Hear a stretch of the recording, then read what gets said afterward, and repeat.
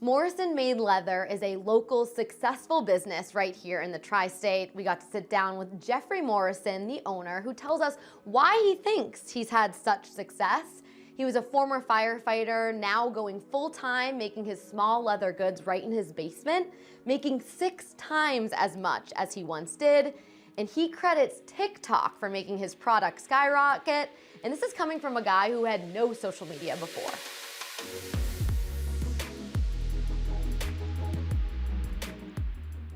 Why leather? What made you so interested in that? Honestly, it was less about leather. I loved leather wallets. I always wanted to make my own wallet. Yeah. But more so the idea of just like building my own brand and business. I saw other guys doing what I'm doing now on YouTube, and I watched them for years before I ever even got started. When did you make your first wallet? Because you said you're cheap. So you made your first wallet and you're like, I'm never buying one again. I had this wallet that I always wanted. I just could never get myself to buy it. And so I made it, and that was in like 2019. Okay. Which I actually bought my first leather kit back in like 2017. And it just sat around for years because I could never get myself to actually do it. And then 2019, I finally made my first wallet, and it just never stopped after that. So when did you say to yourself, okay, it's time to go? Like, was it right after you made your first wallet, or like when were you like, nope, this is a business now, like let's do it? Yeah, like I said, from the very beginning, it was like after I made my first wallet, I was like, okay, let's go. Like I need to figure out how to do this, like mostly get on social media to make this something that I can do forever. It was never really like something I wanted to do for fun. It was more of like, I want to build a business, build a brand, something that I love to do, something that I can support my family with. Were you a social media person before this? I had 0 social media. I deleted all social media that I had like my senior year of high school. So for like 4 or 5 years, I had no social media. So when I got onto Instagram, it was the hardest thing ever for me to do. For one, I had no clue what I was doing. And for two, it's just like, I actually prefer not to have social media. From someone that goes from no social media to like 800,000 followers on TikTok, how did you make that shift? Lots of push from friends and family, like my wife specifically, just like they probably made my account for me, my first post, I can remember. So it was a lot of just like, you have to. Like if you want to do this, you have to almost. TikTok has been kind of your takeoff. Yes. Tell me that progression and why and how much success it's been bringing to Morrison Made Leather. So it's a cool story because the way that my business got started was pretty much through TikTok.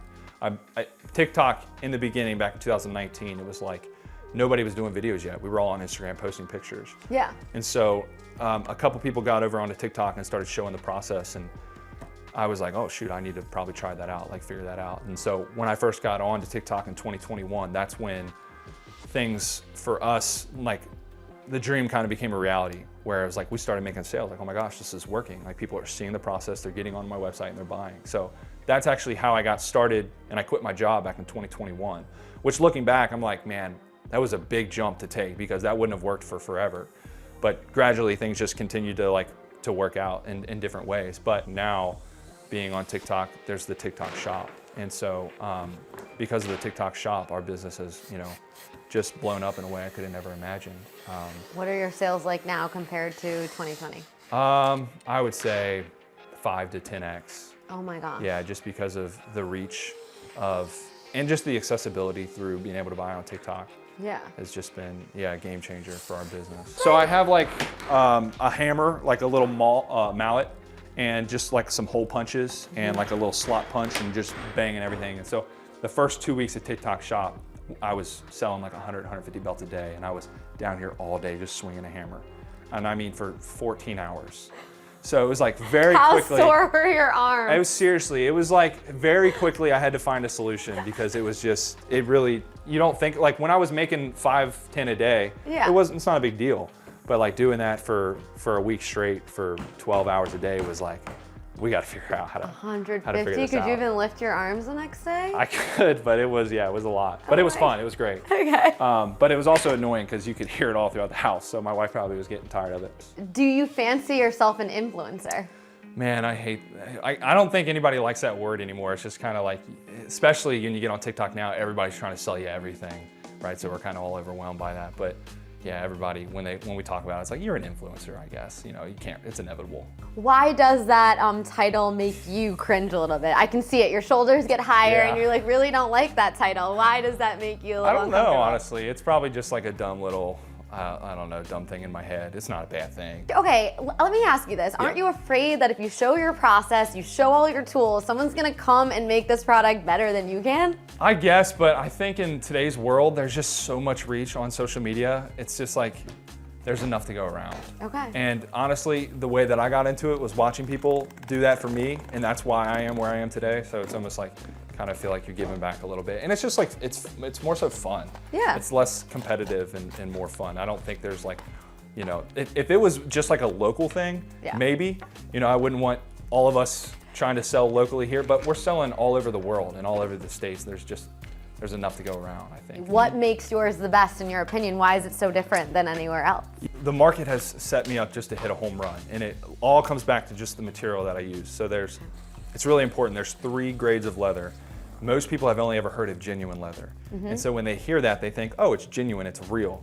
Whereas genuine is not a descriptive term, it's actually the title of the lowest grade of leather.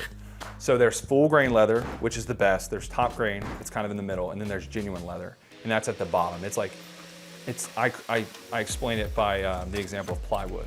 Plywood is just like, it's wood, but it's a bunch of little scraps of wood glued together, resurfaced. That's what genuine leather is, and that's why it cracks and it doesn't have the nice smell, and it just doesn't last. So we use full grain leather, and it's really as simple as that. It's like way less about what I do and more so just the quality of the material that I use is the best of the best. What is your advice to someone that like has a passion like you do for something and just has no idea where to start? Yeah, I remember being at that place just having no idea where to start. Like I said, it took me 2 years to even get started just dabbling in it, and I always knew that I wanted to, but it's just like this mountain of you know, information and like learning the process. And so I don't know, I was just so passionate about it that eventually it was like, and so now I just try to preach like, you gotta take baby steps. Like you have to start at the very beginning, and you know, you're not gonna have instant success overnight. It took me years to get where I am now, but get on YouTube.